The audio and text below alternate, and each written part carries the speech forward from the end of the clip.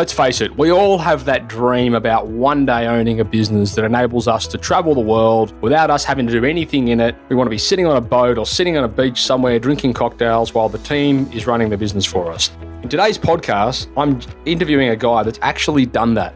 This is a guy who runs a kitchen cabinet company in Sydney, and he, at the time of recording this podcast, was actually sitting on his boat in Turkey. No joke, this guy has done it. And so for all of us out there that are dreaming of this business, let me tell you, it is achievable. And I mean, we hear it over and over again for trade businesses, you know, the whole mantra around, I am my business, and you know, if I'm not there, it will never run. Well, this podcast puts that to rest, guys. If you're interested in learning how you can achieve similar results, then you need to tune into this podcast and you need to listen to how Darren's done it, because it is quite amazing. At the moment, he's living on a boat in Turkey, but only 3 weeks ago, he was skiing in France. I mean, the guy's just living the life. And the best part is he's planning to be away for 2 years. So for all of you guys out there that are thinking it's impossible, it's not impossible. Paradigm shift, and it certainly can be achieved, but you need to have the right ducks in line. So tune into this podcast, and I'm really interested to hear your feedback. So wherever you see it, whether that's on Facebook or wherever you see it come through in one of our emails or whatever it is, please give me your feedback. And if you've got follow-up questions, if you've got more specific questions about any certain areas, what you can do is you can jump into our Facebook community where Darren's a very active member, and you can ask these questions yourself. So head across to facebook.com/groups/the site shed. You can get to that link from the homepage of the siteshed.com as well. And you need to fill in a few questions, and the lovely Talia will let you in. But guys, this is going to be an amazing podcast, and I don't know about you, but I'm super keen to jump into it to figure out exactly how he does this. Hey site shedders, let me ask you something. If you could travel the world to amazing locations and do it in a way that you could claim it as a business expense, would that sound like a good idea to you? Well, let me tell you about a little program that we've got running at the Site Shed. Back in 2016, we kicked off our Travel and Learn program, and the first one we did was Ski and Learn in New Zealand. We took a bunch of Site Shed listeners and I suppose podcast trade business enthusiasts over to Wanaka, and we skied in the morning. We did a business workshop in the afternoon, and we did that for a week. And only in February of 2018, we did the second one in Hakuba in Japan, where we took a bunch of Site Shed enthusiasts across to Japan, and we skied in the morning, we did a business workshop in the afternoon. And guys, the reason we put this program together is because, we know it's hard as business owners, as trade business owners, when you're tied to location, it's very hard to get away to amazing, destinations around the world. And more to the point, when you do want to travel, you often do it in a way that you want to make sure that it's justifiable from a business point of view. So we thought, why not combine the two? Why not make an amazing business experience and an amazing holiday tied into one? So that's what we've done. And these travel and learn programs are so fantastic. And you can head across to the siteshed.com/events to check out what's been in the past and what's coming up in the future. But what I want to talk to you today about is the one that's coming up in July, which is the very first Surf and Learn program. And that Surf and Learn program is going to be held in the Maldives. That's right, we're taking a group of site shedders over to the Maldives, and we're going to be doing the full boat experience, which is going to be amazing. It's a bucket list item for a lot of people. We've chartered a luxury yacht, and we're going to be spending 7 nights on a yacht, touring around the Maldives, around the atolls there, surfing amazing locations, diving, snorkeling, hanging out, having a great time. And of course, we're going to be running a business workshop in there as well. So you'll be able to invest in your business in a beautiful, beautiful location while sitting on a luxury yacht in the Maldives. So it sounds like a pretty good opportunity, I am sure, to a lot of you guys out there. The caveat is, of course, that we're going to be on a boat, and boats have limited space. As it stands, we only have about 5 spots left. So if it sounds like something you want to do, head across to the siteshed.com/events. And you can navigate towards the Surf and Learn Maldives page there, where you'll be able to see all the information relevant to the trip. And of course, you'll be able to secure your position with a deposit. Anyway, that's all from me. Hopefully I'll see you there. But otherwise, we'll hopefully see you at one of the future events. We're going to be doing a lot of these. So ski, surf, ski, surf, ski, surf. And we may be throwing in a few other ones in between. So that's all from me. giving tradies and contractors around the globe the tools to run a modern business. You're listening to Toolbox Talks from the Site Shed. Now here's your host, Matt Jones. Darren McKavanagh, welcome to the Site Shed podcast.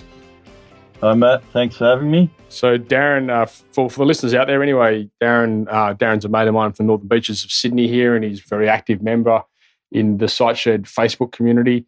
And if you're not a member of that community, absolutely go and join it. It won't cost you anything. And there's some brilliant conversations and topics that are going on in that group relative to trade-based business owners, for business owners all over the world, not just local, but I mean, we've got thousands of members and they're from all over Canada, America, UK, you name it, Australia, New Zealand. So, definitely head across there to Facebook and join that community. If you need the link to it, you can go to the siteshed.com. There's a link directly to it from the homepage there. Otherwise, if you search the Site Shed, you'll find the private group there as well. But anyway, Darren has been asked on the show today because Darren has done, or is doing, I should say, what most of us dream of doing. He runs a successful business here in Sydney, and he's now traveling the world for a couple of years while his team runs a business for him. So, Darren, it's a pretty cool story, and I know it doesn't come about by chance. A lot of planning and a lot of goal setting and things like that goes into something like this actually playing off, I guess. So, how far into your trip are you? I left Sydney on January 16, and I went to Switzerland to Verbier and skied for 10 weeks. And in that time, I also ducked off to Turkey, and I've this week just exchanged on a boat. So I'm sitting on my new boat in Turkey, waiting for some paperwork so we can set sail. So this is it's interesting. I've never done a podcast actually with anybody from a boat. So I kind of want to throw up and then kind of want to smile at the same time. But it's pretty cool. So I mean, that was January. So we're talking, 4 months ago you left. Well, 3.5 months ago, I suppose. And yes. And was that a bit of a daunting step, leaving the business for the first time in so long? What I planned it for about 18 months, but I told my my main key staff members sort of 12 to 14 months before I left. And I also planned a lot of it with my business coach, and also just, it was daunting, but for the last 3 months, I stepped aside and just worked on the tools as a tradesman instead of actually being in the office, and let the guys sort of do what they had to do. Okay. And made sure that they could do things, but I was still around to answer questions and that. I probably call in once a week at the most. Yeah. And even that, sometimes I just call the guys that work on the floor and my main installer and just have a quick chat to them, make sure they're happy with everything. And yeah. But it's hard to let go, but it's well worth it once you do it. Yeah, absolutely. So, I mean, I might take it back a notch to begin with and just learn a little bit about, I suppose, about you and about the business, and then we'll start getting into some of the nitty-gritties, because there's a load of questions there from people within the group that want answers and I want to figure out how you've done it. But I think it's kind of it's always a good start if we can take a step back and sort of understand where it all came from and how you got into it and this and that. So tell us a little bit about the business that you're in now, or your company. I've actually got two. One I've had for 15 years, which is the Kitchen Maker. Mm-hmm. My parents had a business supplying kitchen companies, and I worked there on and off for a while I was at school and doing a building diploma. But study wasn't really for me, so I sort of did drop out of that and started doing small jobs. Yeah. And then just got too busy, as my dad said, make sure you're working 8 days a week before you work for yourself full time. So I was pretty much doing that. Yeah, right. And I quit sort of the job I had at the time, and got right into the business, and it worked. So just hired my first apprentice. Yeah, so the Kitchen Maker, you guys build kitchens, don't you? Like you install kitchens and do that kind of thing. Yeah, we design and build custom-made kitchens, joinery, wardrobes, vanities, a little bit of commercial offices and childcare centres. Yeah. But mainly we do high-end residential fit-outs. Yeah, okay. So as I said, wardrobes, vanities. Yeah, okay. My other business is a spray painting business, which I originally set up to service my kitchen company, and we also paint for about 8 other kitchen companies and small builders. That basically spray paints polyurethane for kitchens and any joinery. Okay. I actually have a partner in that business, but in the Kitchen Maker, I'm the sole owner. Oh, okay, cool. Yeah, right. So that business was really born out of a need for it with the other one, yeah? It was, and also just on the beaches, there's only really three main players, and the other two main players were always busy. Yeah. So I knew there was room for an extra in the market, and I met a person I wanted to do it with. So yeah, we kicked it off. Yeah, cool. That was 2.5 years ago. And so did you always sort of envisage yourself, working in your own organisation, or what did that look like as you were growing up? Both my parents and both sets of my grandparents had their own business, so I always thought I would. Yeah, okay. And so when you were a kid, did you have any idea what you wanted to be, or you kind of just knew one day you'd end up working for yourself? Yeah, I always thought it'd be something in building. Dad was a builder originally, and then I actually did start building, but I found the joinery work sort of more my cup of tea than being stuck on the same, building the same house for a year or two, or on the same, building the same site. With the joinery, you sort of seem to see a lot more happen quickly. Yep. Move around a lot more. Yeah, okay. Yeah, cool. So how many guys currently work within your organisation? There's 11 in the kitchen maker, and there's 6 in total polyurethane. Oh wow, really? So it's pretty big. Or I mean, do they work in both businesses, or are they just strictly work for? Separate. The kitchen makers to about 30% of total polyurethane's work. Yeah. So yeah, but no, they're definitely separate, and everyone has their own roles, and they run as 2 separate entities. That was actually one of the questions that popped up in the group. Somebody had a question around how you structure the roles within the organisation. So how does that look? Have you got your typical organisational chart sort of set up, or how does that run in your business? Yeah, I have David, who's my manager. Yeah, and then he's a general manager, sort of deals with all the staff and that, and then Dominic and David both run their own jobs, so they're project managers. They source their own work, take on their own referrals, and then they price and estimate the jobs and basically run them through the system and follow them through and make sure they get installed and the customers are happy. Yeah, so say you walked in to get a kitchen and you met David first, you'd deal with him from start to finish, or if you met Dominic first, you'd deal with him from start to finish. Yeah. And so then how does that look? I mean, I suppose, are you like the CEO, like you overlook everything, or they report to you? Yeah, they report every week. I get a set of financial reports, which is my business coach helped me set up. Yeah. And in that, there's the future invoicing report, KPI, list of debtors and creditors, profit and loss and balance sheet. Yeah. And I get that both businesses every Wednesday or Thursday, depending when the bookkeeper gets it done. And I definitely look at that every week and, usually flick the odd email back. Not every week I flick an email back, but if there's any concerns, I do. Yeah. But so far they've been hitting good numbers, and there's a lot of work booked in front of us. Yeah, okay. And so would you say that's what your role in the business is now? It's more to just oversee the data, the figures, and just make sure everything's tracking correctly? Yeah, it is, and also, a little bit of support if they need it, but I don't seem to get a lot of phone calls about that. Yep. Like I priced one job for them since I've been away because it was for a friend and he wanted it straight away. But other than that, I haven't done really any work other than just a bit of guidance and looking over the numbers. Yeah, okay. So I'm curious in regard to, obviously when you're going to step away from a business, I mean, you've got the team in place. I mean, to have a team of that size in place anyway, you must have put quite a lot of work into departments, responsibilities, roles, systems, procedures, that kind of thing. How did that look, and what does that journey look like over the last 10 years or so within your businesses? How's it evolved? I definitely follow Mike Gerber from the E-Myth. I'm sure you've heard of that book. Work on your business, not in your business. Yep. And another big thing is set up system like McDonald's, so everyone does the same thing every time. Yep. So with when you build a kitchen, we just try and do exactly the same thing, and there's forms to fill out when you finish a job, checklists. Yep. And every set of plans is the same. Any competent cabinet maker should be able to walk into our place and pick up, say, 80% of the jobs and be able to complete them from start to finish. Yep. Without many questions. So is that something that you've put together yourself, or has your team built that out for you? Like as Dom and David sort of, are they in charge of sort of creating those systems, or who does all that?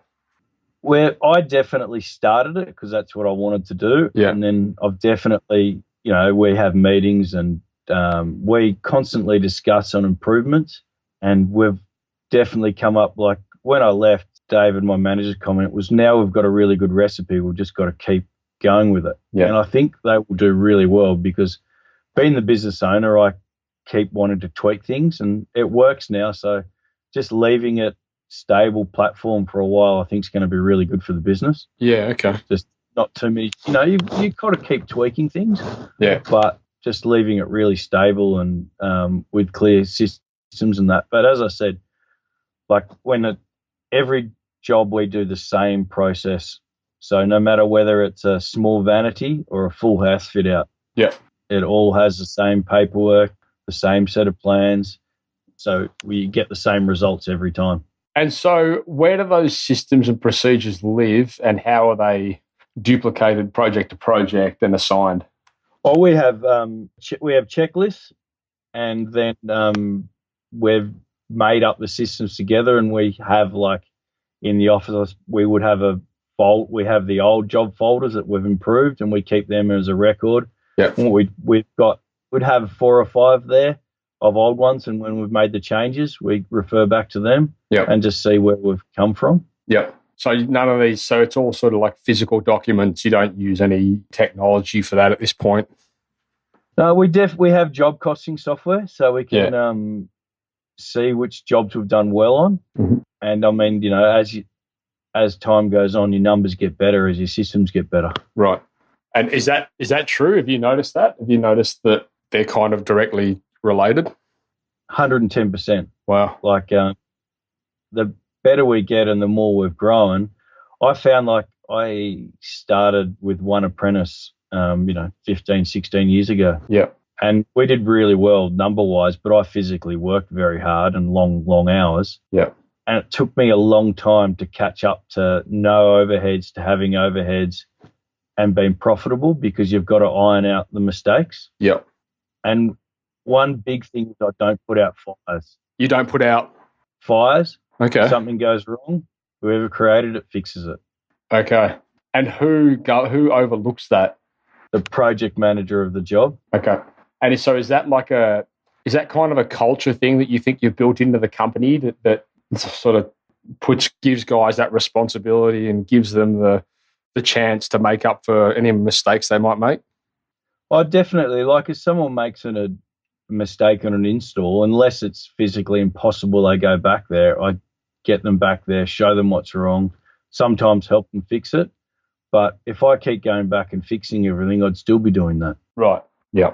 One thing, I try to use subcontractors for installing. I've tried it so many times, but I've efficiently given up because they just don't have a vested interest in what you're doing and, the next job all the time. Yeah, okay. So do you Meaning the subcontractors that work on piece rates, so they get paid, so much per cabinet or so much per job. Right.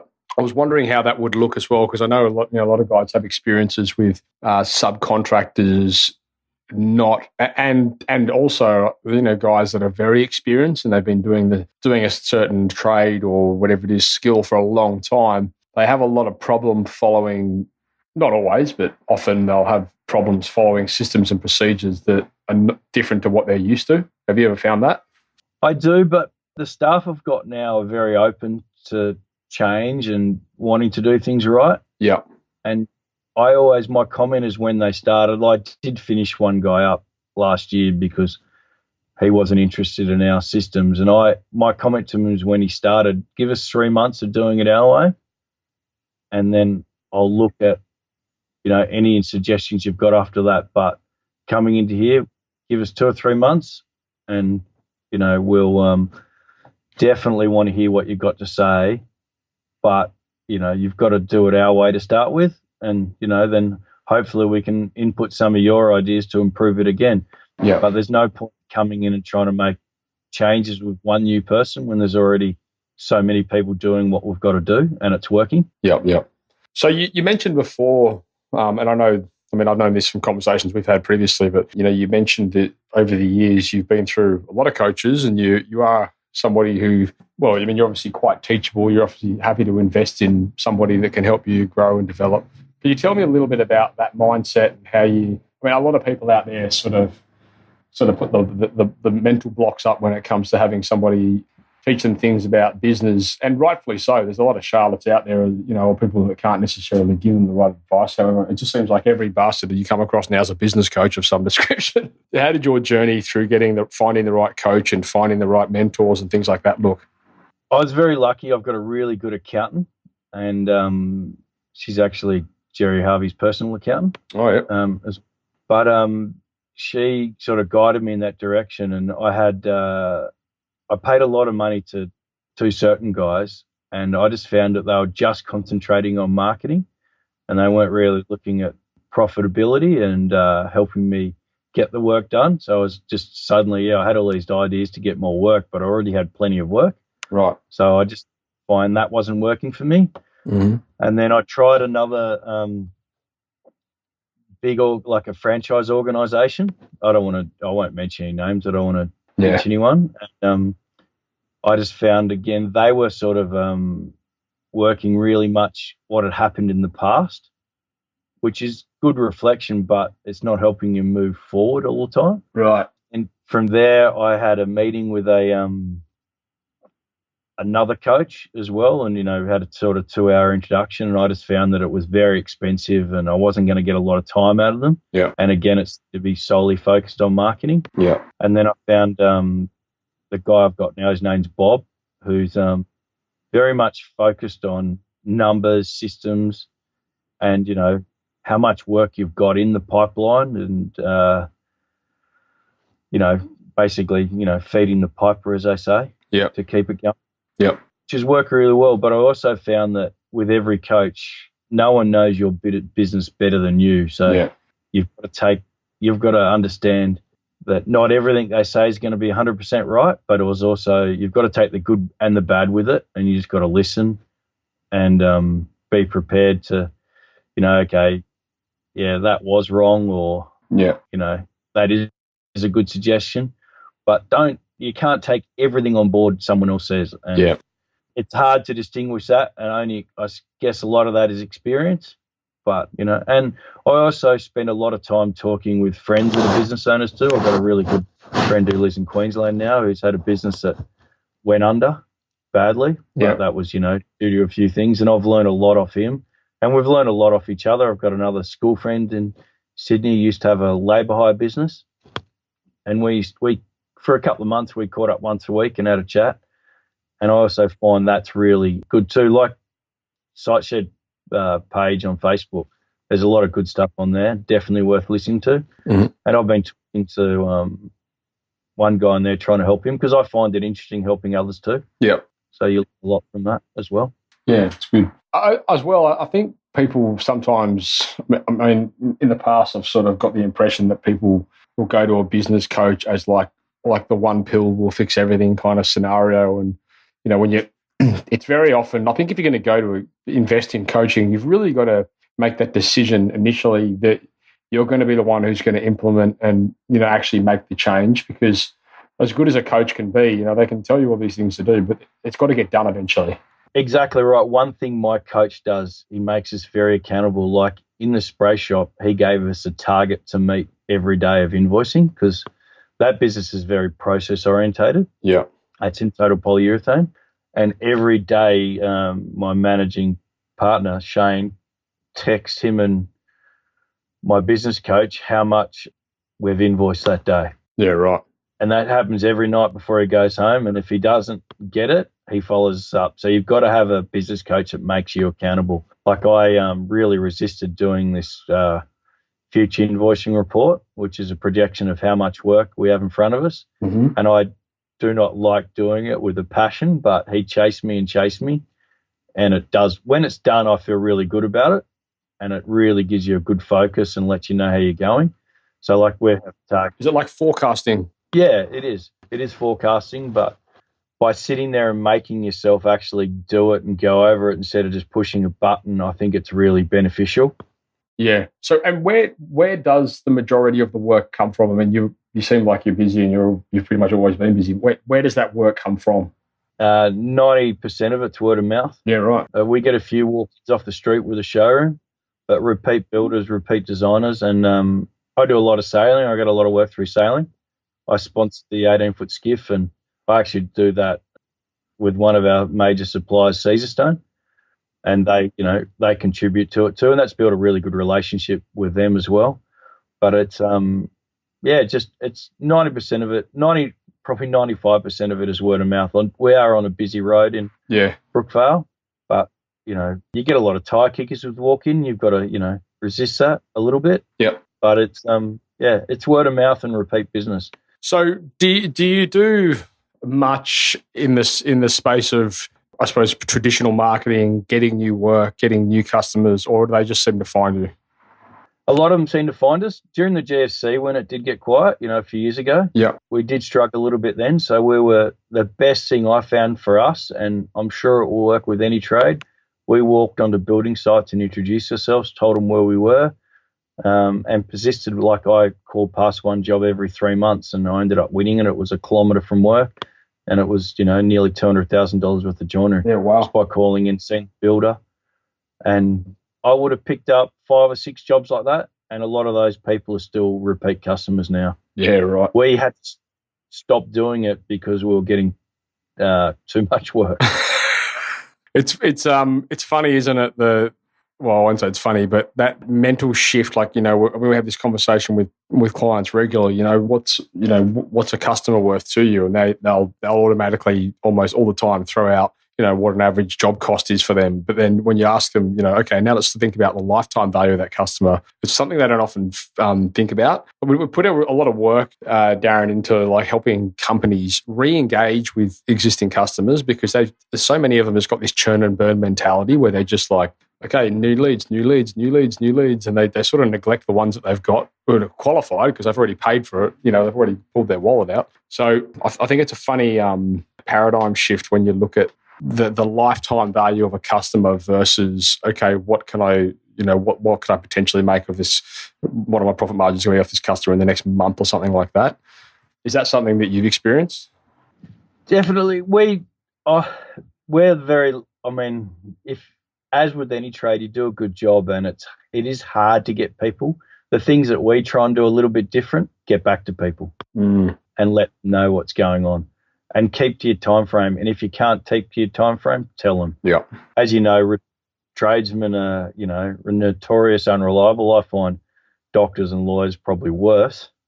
It's nothing to go and sit in the waiting room and wait for 2 hours for a doctor. Yeah, it's true, isn't it? And they think nothing of it. Yeah. And, but tradesmen have got a bad name for it. And if you get back to people, one thing is, I find that if you can get back to people with a quote quickly, you have a lot better chance of winning the job, but it's not always possible. Yeah. Like, you have other commitments and stuff, and you really got to say to people, come up with a time frame. Okay, I'm seeing these people on Wednesday. Yeah. I tell them, if we're really busy at the time, look, I'll come and see you on Wednesday, but it will be about 10 days before I come back to you with a quote. Yeah. Be upfront, be honest, and if something goes wrong, put your hand up.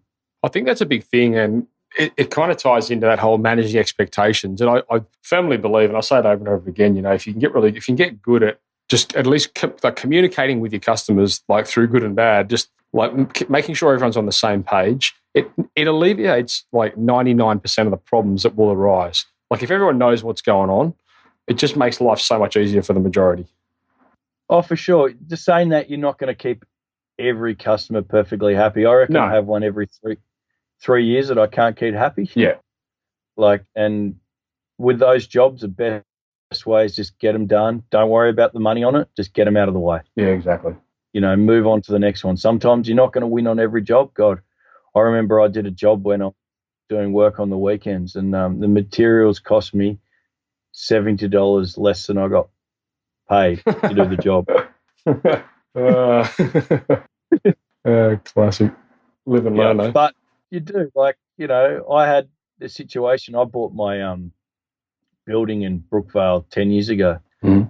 And I was really hard up against it for a while because I had a big mortgage and, lots of overheads.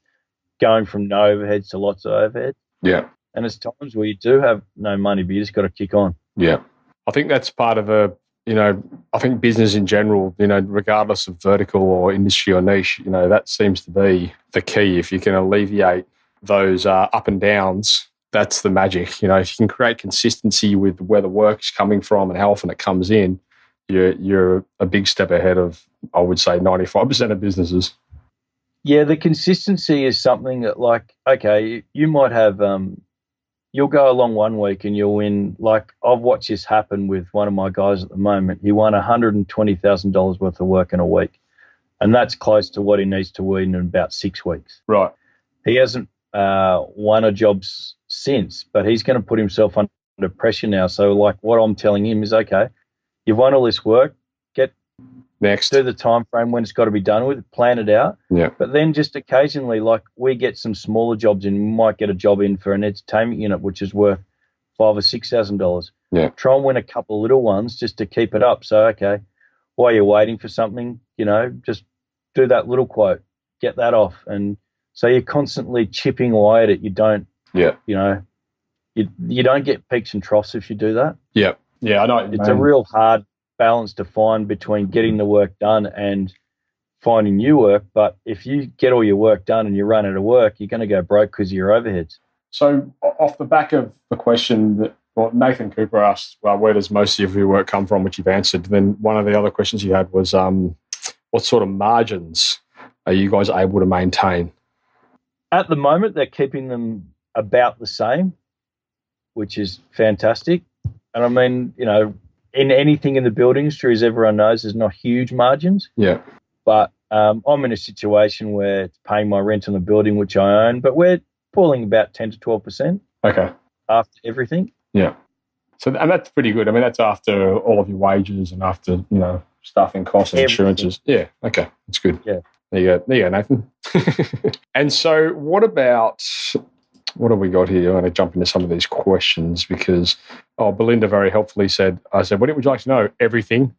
It's not overly helpful. But anyway, what about... One thing is I've taken a very modest wage. I'm not taking a lot out of the business. I'm on a profit share with the other guys. So they see, my key staff members will know exactly what I'm taking because I can't leave them there. Yeah, that's right. Working really hard, expect the same amount as when I was there. Yeah. And I can't expect more than them of the profit at the end either. So that sort of transparency then, do you believe that builds trust, knowing that they can really see what you're taking from the business and it's sort of like an open platform?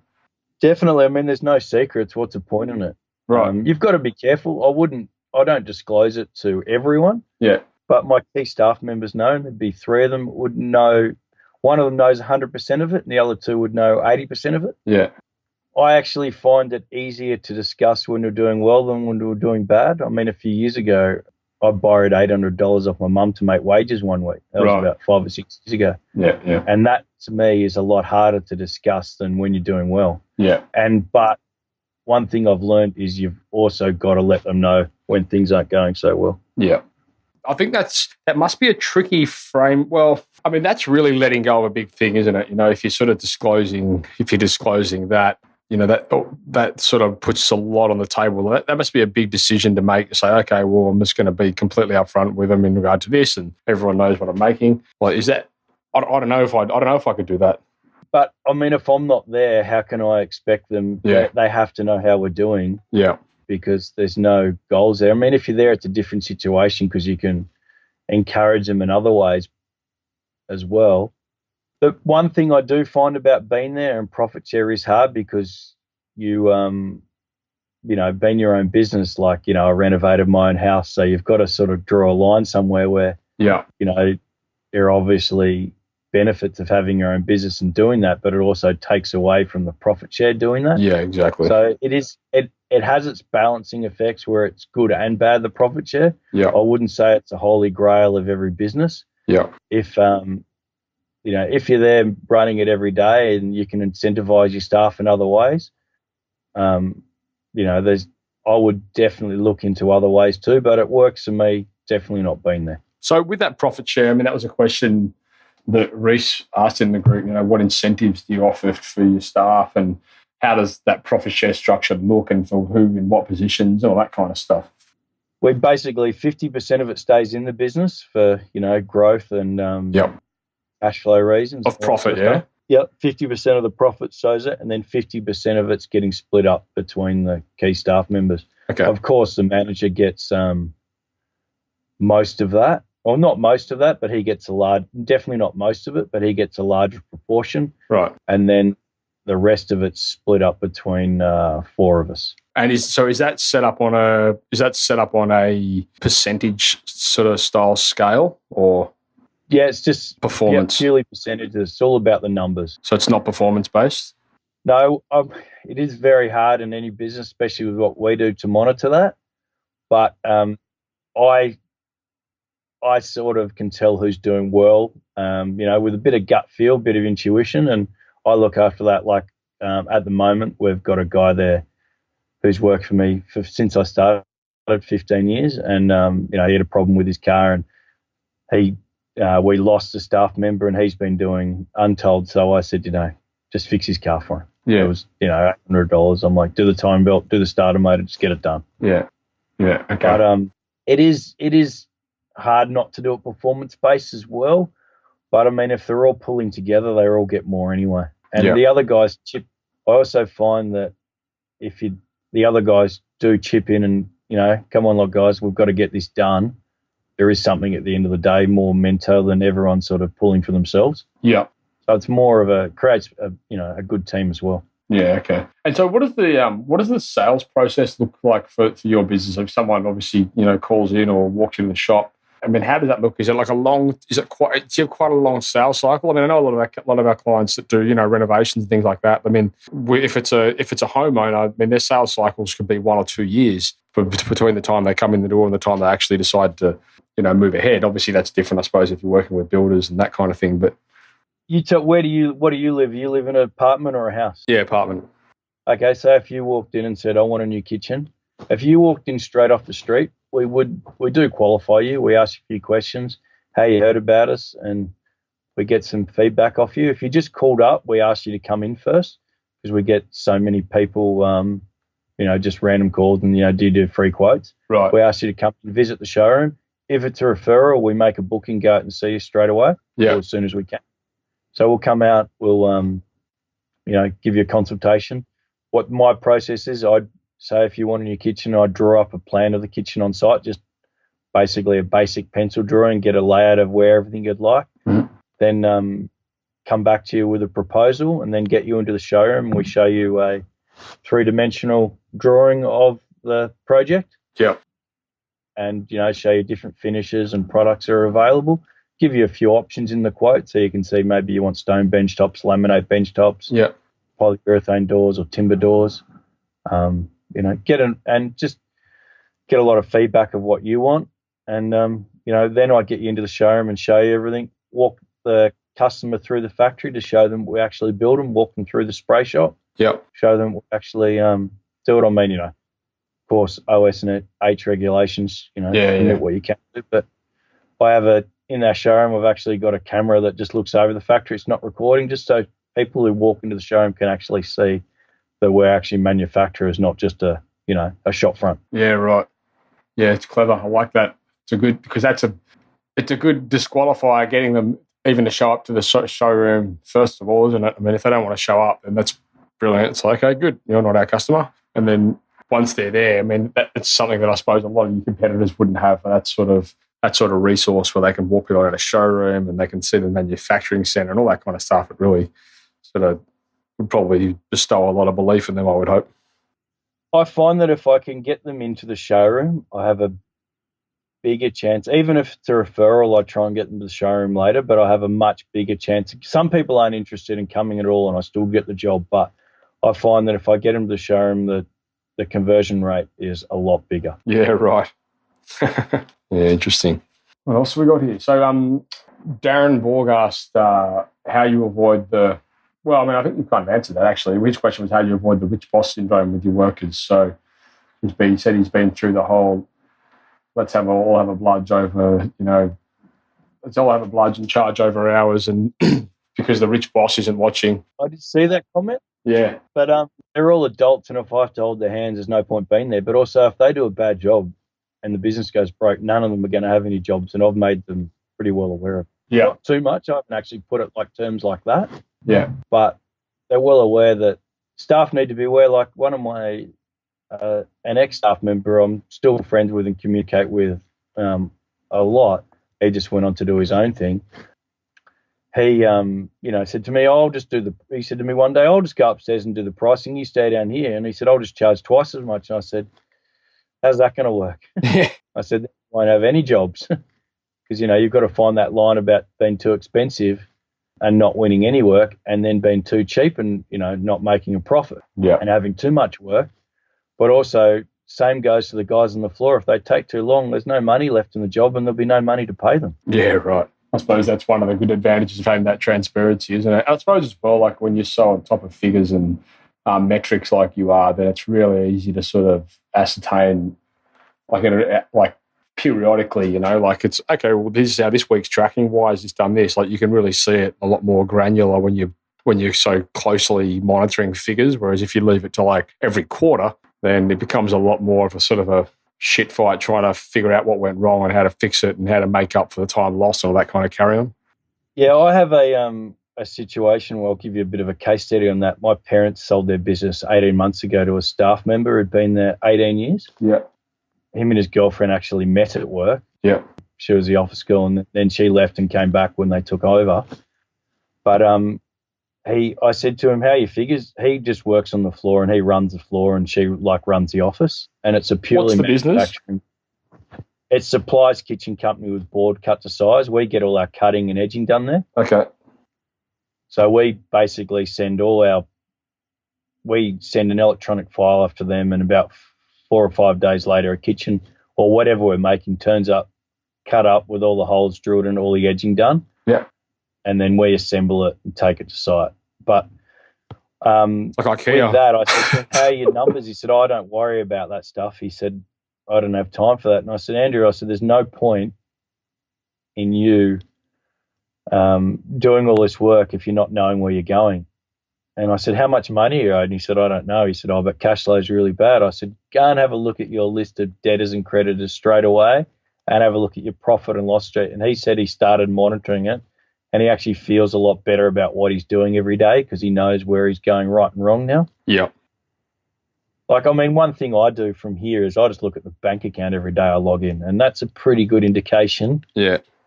I just do it on my phone on my, ANZ app. Yeah. Just log in. It's a pretty good indication of how things are going. Every Wednesday I know all the money goes out, and then it slowly builds up through the week again. Yeah, okay. Yeah. How do you keep the business moving forward while you're not there? The guys are very invested in it, so they want it to move forward, is one thing. I'm trying to sort of keep it consistent to what we have now and just refine what we're doing for a while. And I want the guys to take ownership of that, which they definitely are. Yeah. So, I hope that answers that, but it's a little bit of a tough one. Do you do like strategy while you're away, and, do you look at, okay, I think where he was going with this question was, okay, well, how do I, let's set a strategy for the next 6 months, even though I'm away, this is what I want to happen, and this is what, do you do that sort of thing?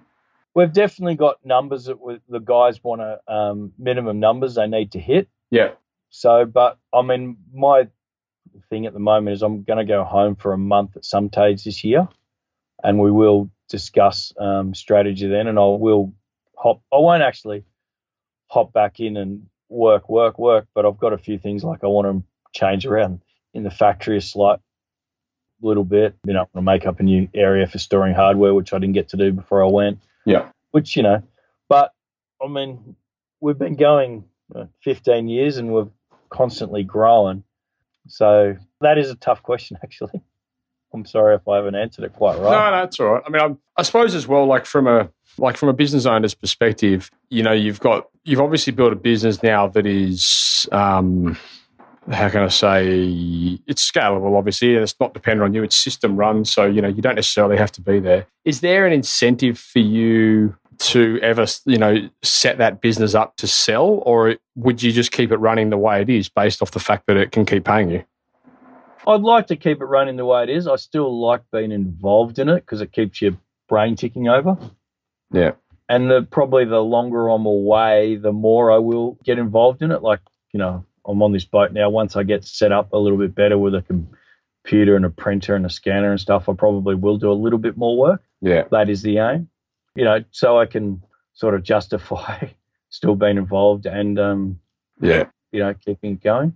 Because, I suppose that is like that whole strategy side of things is something that, it is very important. And, if you can really steer the business in the direction you want it to head, I suppose, by implementing certain things. Like if you thought, oh, well, you know what, maybe I wouldn't mind seeing if someone wants to buy his business in a couple of years. I guess there'd be a lot of things you'd have to get in place in order for that to happen, right?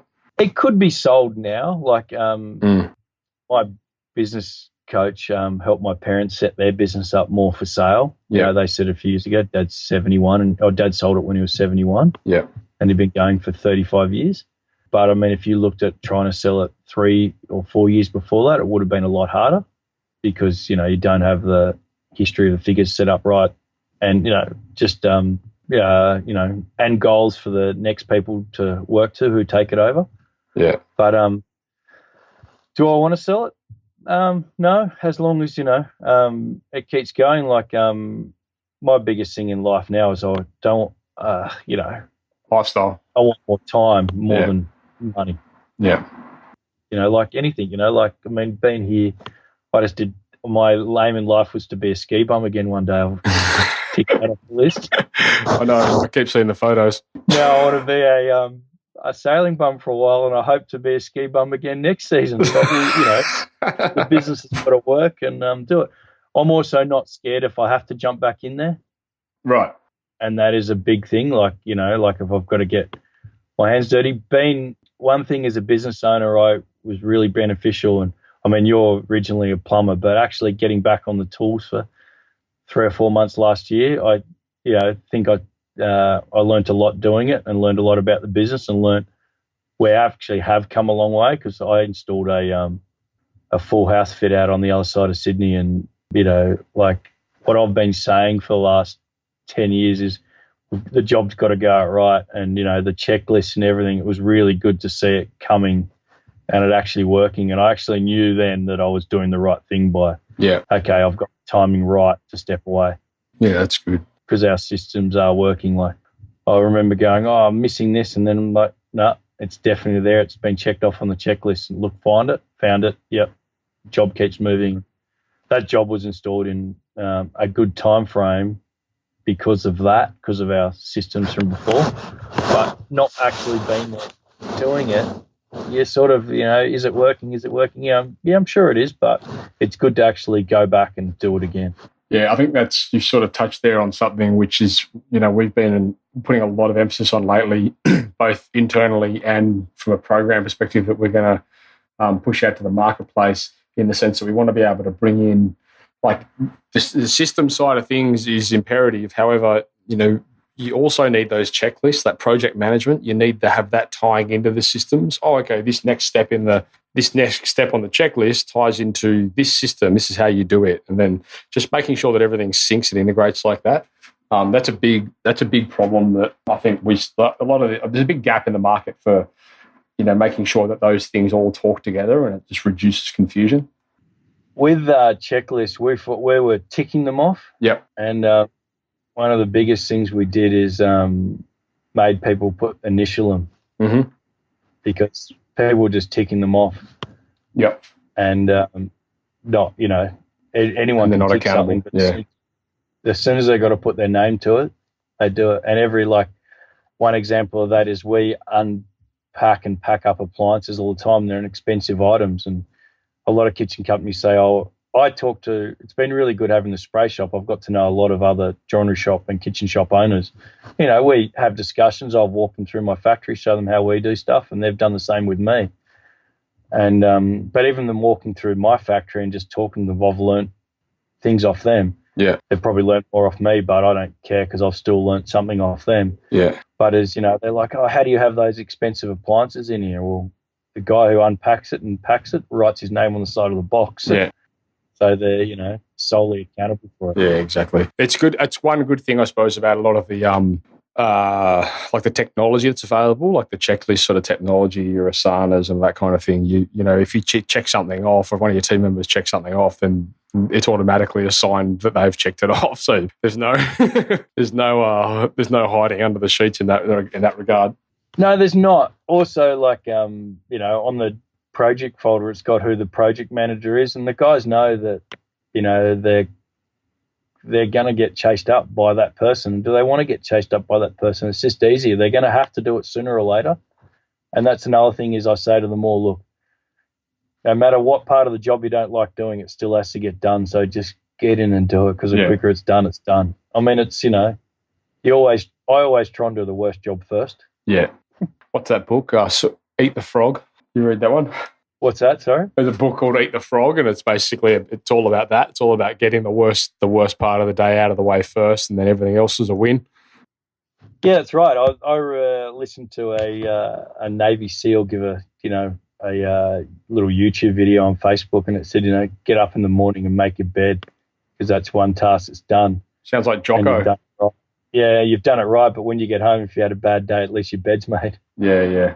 So you finish with good note, and it's all about accomplishing tasks as you go along. A couple of the people in the group asked that, what are you reading, or what books do you read, or what's your reading list? And I suppose I'd like to add to that podcast. How do you fuel the brain? Over the years, I've been to a lot of seminars. Yeah. One was on time management, and every interruption costs you 7 minutes. Yeah, right.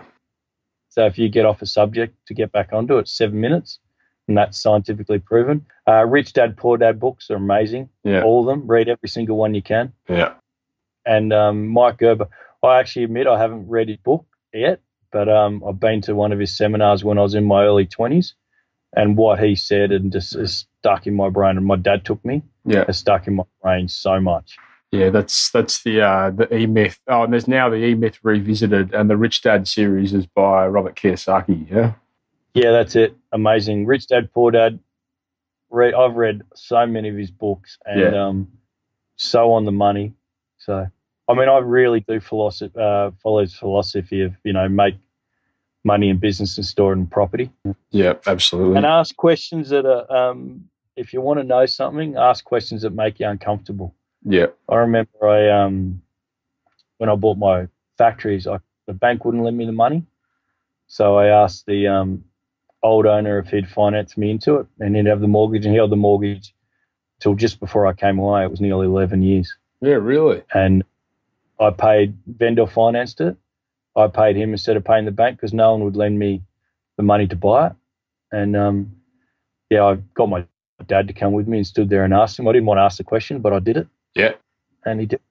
One of the other card questions, I sail the 18-foot skiffs. I remember asking a dual gold medalist if he wanted to come sail with us for free. And everyone said, "Oh, you'll never get him." He said, "Yeah, I'd love to." Straight away.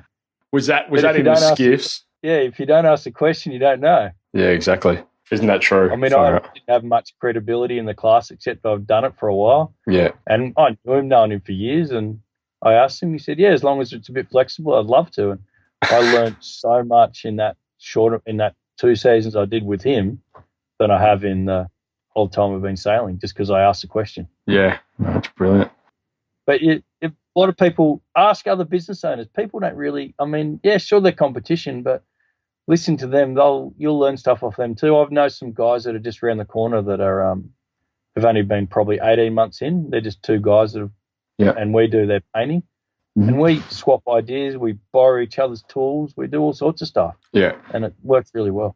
I think, that's a big thing. I think they've done jobs for us. People get really caught up with that whole competition thing. But at the end of the day, competition is not bad. And if you've got, first of all, it justifies, I suppose, the product and service that you're delivering.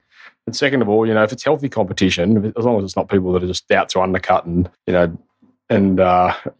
drive the market down, then it's not a bad thing. And I used to work with a plumbing company, and the boss was always sitting down with young plumbers that were starting their business and educating them, even though they're direct competition. He was educating them on things like how to price properly and how to charge and how to invest your money and all this kind of stuff. And he didn't do that for any other reason he didn't have to do that, but he did it because he knew overall, even though we live in big cities, it is quite a small community.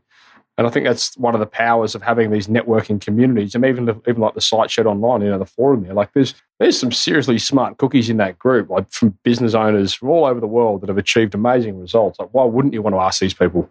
The other thing is what you're saying is he was teaching them to price jobs. He's better off for them to price jobs properly. Exactly. Because if they're pricing too cheap and they're not making money, it's going to take away from his client base. So if you're all charging about the same, there's enough work to go around, it's fantastic. Exactly right. During the GFC with what we do, so many people did go under with joinery work, and only the better category of us, I believe, stayed around, and the ones that knew what they're doing.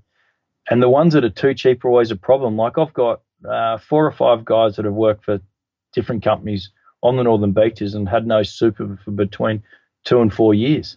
Yeah. No superannuation paid because their bosses couldn't afford to pay it because they weren't charging enough. Yeah.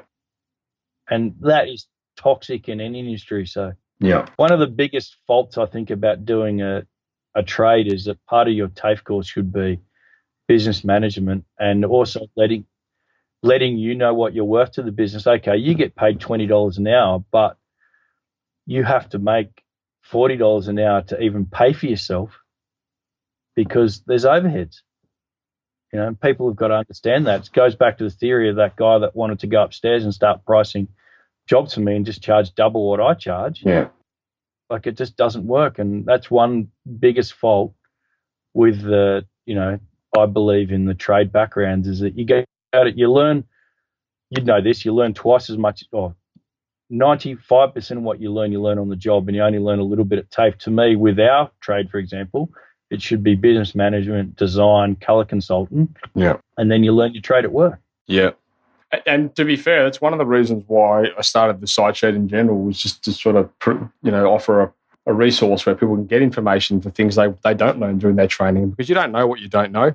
And yeah, I know at TAFE, TAFE's really good at teaching you, I suppose, the practical skills, of what you may need to use out in the job. But I mean, most of the stuff you will learn while you're on the job, and then while you're on the job, you'll be applying, the things that you have learned from TAFE, and that's the whole point of it. But I mean, I agree. Like, I think it's crazy that they give people, especially, like a business license anyway. You go finish your apprenticeship, fine, but then you go and get your licensing course, and they basically go, right, now you can go run a business. And I think that's toxic. That's toxic on so many levels, because no one knows what they're doing. Yeah, no idea.